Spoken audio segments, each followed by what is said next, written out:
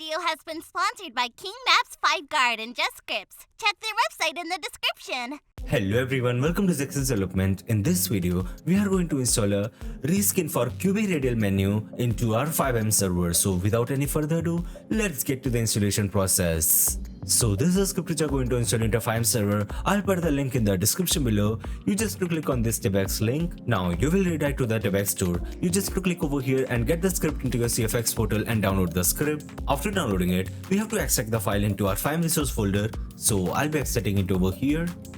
Just like this. Now make sure to delete the default Radial menu script from here. Now rename the file and remove the .pack from the name. Now open the file. Then go to config.lua. So this is the configuration of the Radial menu over here. The default keybind to open the Radial menu is F3. And these are the configuration for the Radial menu. I'll be keeping them default for now. So that's it for the installation part. Now let's start the server. So we are in a server now, and this is the first look of the Radial menu over here, as you can see. Now let's open the citizen option, and these are the options which you will get over here.